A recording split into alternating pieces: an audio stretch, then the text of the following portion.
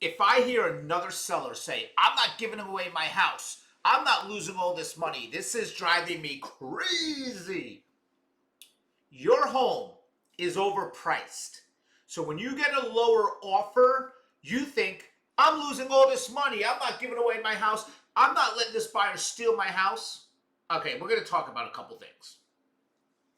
First off, if you bought your house in like 2017, 2018 especially, you have a ton of equity in the house, more than you should, because the stupid freaking COVID nonsense destroyed everything and gave tons of equity. And even if the market's coming down, you still, in my opinion, and lots of others, are still selling it way more than it should be sold. So, first off, you're getting free money out of that. I'm just going to say that now. I've been thinking about that for all day today. Here's the point. We have a couple issues going on right now. Let's talk about something perfectly. Let's say I go to a listing appointment, and this happens to me all the time, and I say, your home is only worth about $400,000. And some other agent's like, I can get you $450,000, I can get you $500,000. Okay, you're going to grasp onto that. Of course you are. And then you put your house on the market for $450,000, $500,000, and then you get an offer at $410,000. Oh my God, I'm losing $80,000, $90,000. You know you're actually getting more than even I thought you were going to get. You're not losing anything. And the greed is killing everything in this market right now. I'm not giving away my house, giving away your house. I'll give you a perfect example of how crazy this is.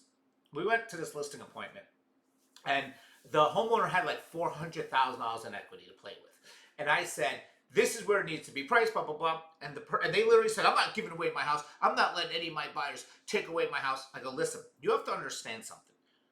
None of your neighbors are on the market yet. And once those neighbors start putting their homes on the market, they're going to be priced lower than I'm telling you. I guarantee it. You're going to be losing a lot more money, right? I go, just keep it as a rental. I don't want to. All right, then just live in it for a year or two. See what happens in the market. I don't want to. Then sell it. No, I want. Well, you know what happened? This was actually like 2 years ago. They put it on the market with somebody else. And you know what? They didn't listen. And they just, days on the market, days on the market, days on the market, days on the market. And you know what happened? Their neighbors put their homes on the market way less. And they got about $50,000 less than I told them to begin with. So if you're watching this, I mean, it's just so annoying, the greed and the egos and the stubbornness. It's like, you're not losing anything. You're not losing anything. You're gaining. And everybody's mentality is half empty, and I'm always like half full.